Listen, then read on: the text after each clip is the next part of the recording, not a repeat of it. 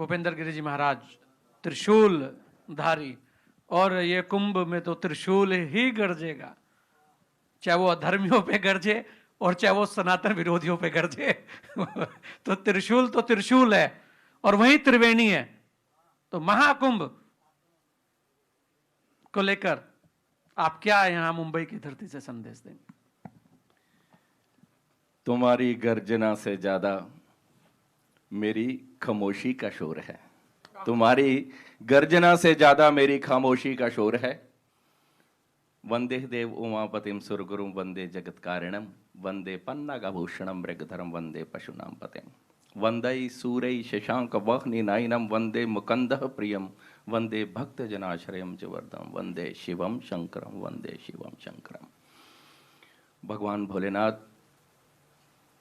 इस मुंबई की धरती पर इस नेटवर्क 10 के माध्यम से हमारे समस्त ऋषि वृंद, मंडलेश्वर, महामंडलेश्वर संत, क्रांतिकारी संत, सुबह से जिनके दर्शनों का लाभ मेरे को मिल रहा है, उन सभी के श्री चरणों में मैं नमन करता हूं। ओम नमो नारायणाय। नेटवर्क 10 के माध्यम से जितने भी कनक्लेव अभी तक हुए वो अयोध्या से सफल इनका प्रसारण रहा, नोएडा की धरती से संत संसद का सफल प्रसारण रहा, और ये प्रयास तो बहुत ही सुंदर प्रयास है। इसलिए नेटवर्क 10 की टीम को और संजय गिरि जी को बहुत बहुत साधुवाद। पंजाब की धरती से संबंध रखते हैं, ऋषिकेश की धरती से संबंध रखते हैं और कुंभ से भी संबंध रखते हैं।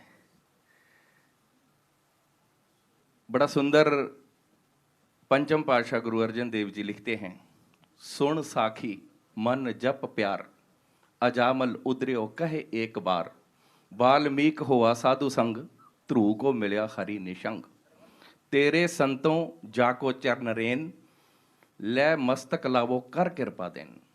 यहां संत की चरण धूलि की बात हुई।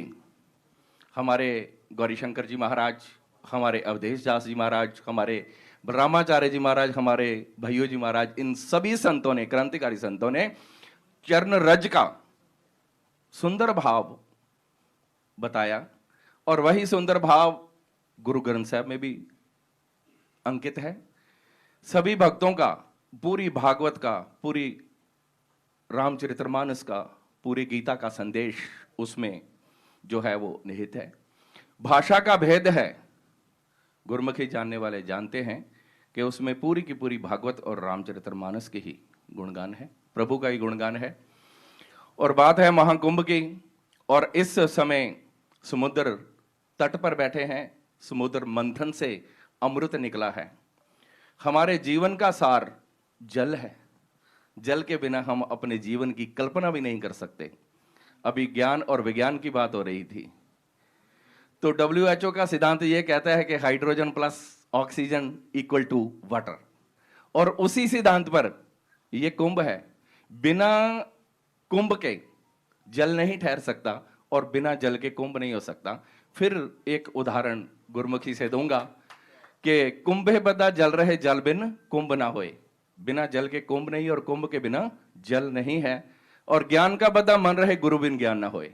तो आप सब गुरुजन बैठे हो यहाँ पे, और बात है मन को समझाने की, बात है विश्व गुरु की।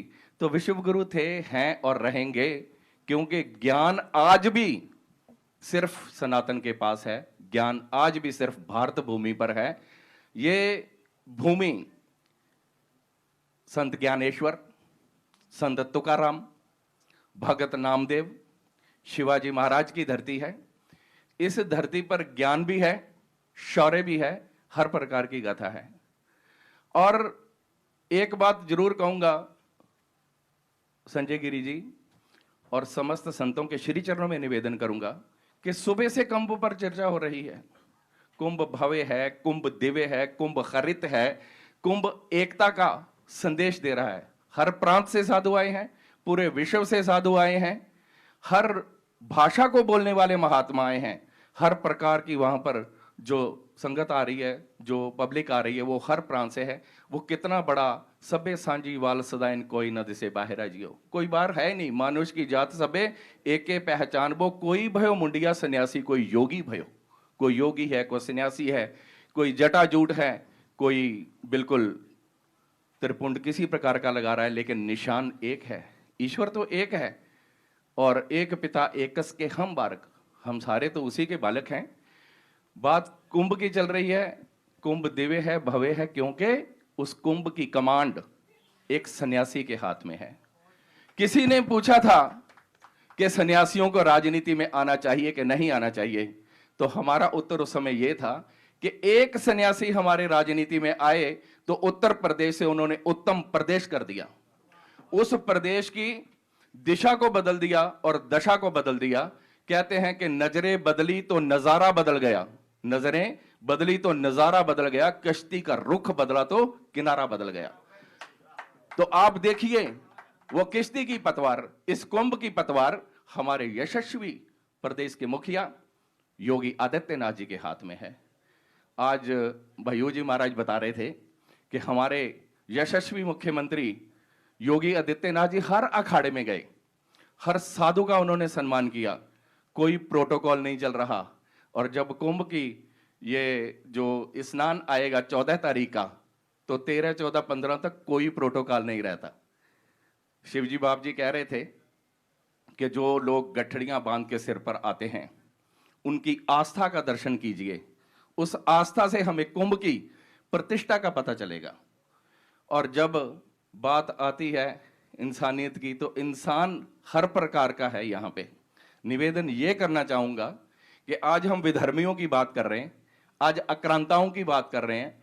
उन्होंने तो सिख धर्म के छोटे छोटे बच्चों को टुकड़े करके माता की झोली में डाल दिया। एक एक सिख का सिर काट के उसकी कीमत 1 टका रखी। उनसे विधर्मी कौन हो सकता है? उनसे आक्रांता कौन हो सकता है? उनसे जुल्मी कौन हो सकता है? लेकिन बात सिर्फ इतनी है कि हर विधर्मी जो है, जैसे अभी हमारे अखाड़े के सचिव हैं रविंद्रपुरी जी, उनका मैं बयान सुन रहा था। वो कहते हैं हमारे टेंट लगाने वाले, हमारे बैंड बजाने वाले, वो भी उसी धर्म से संबंध रखते हैं, लेकिन कुछ क्रूर हैं। निषेध किनको है? जो इस कुंभ की प्रतिष्ठा को ठेस पहुंचाना चाहते हैं। अभी योगी आदित्यनाथ जी का एक मैं पढ़ रहा था इंस्टाग्राम पे, उन्होंने कहा मैंने कुंभ में संगम में स्नान किया, मैंने उसी संगम का जल पान किया, मेरे को तो कोई बीमारी नहीं हुई, मैं तो आज भी संतों की सेवा में बिल्कुल तंदुरुस्त हूं। तो जो विधर्मी इस कुंभ की प्रतिष्ठा को, छवि को ठेस पहुंचाना चाहते हैं, उनकी एंट्री निषेध होनी चाहिए। बाकी जो सेवा के भाव से आते हैं तो उनके लिए तो योगी जी भी स्वागत कर रहे हैं। आज सभी महापुरुषों के श्री चरणों में संजय जी एक निवेदन मैं भी ये करना चाहूंगा कि विधर्मियों की बात तो हम बहुत करते हैं, और अभी अभी पहले भी पूर्व वक्ताओं ने मंच पर जयचंदों की बात करी। जब हम खुद ही अपने देवी देवताओं का अपमान करते हैं, वेडिंग कार्ड पे उनकी फोटो छापते हैं, अगरबत्ती पे हम उनकी फोटो छापते हैं, पोस्टरों पे हम उनकी फोटो छापते हैं, और वो फोटो कुछ क्षण के बाद, उस प्रोग्राम के बाद, उस फोटो का, उस देवता का जो अपमान होता है वो विधर्मी नहीं कर रहे, वो हम ही सनातन धर्मी ही अपने देवी देवताओं का अपमान कर रहे हैं। आज हम सिद्धि विनायक गए, श्री गणेश किया वहां से कुंभ का आगाज तो पहले ही हो गया था नोएडा की संसद से। अब तो कुंभ आरंभ हो चुका है, अब तो हर अखाड़े की पेशवाई उस संगम में प्रवेश कर चुकी है। अब कुंभ तो अपनी दिव्यता और भव्यता का प्रदर्शन कर रहा है।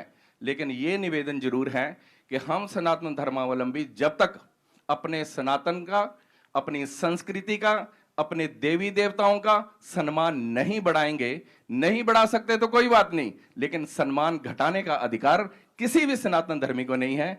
इन्हीं शब्दों के साथ समय की परिसीमा को देखते हुए आप सभी संतों के आशीर्वाद का मैं अनुगामी हूं। आप मेरे पे कृपा की दृष्टि बनाए रखें, अपना आशीर्वाद सदैव ऐसे बरसाते रहें।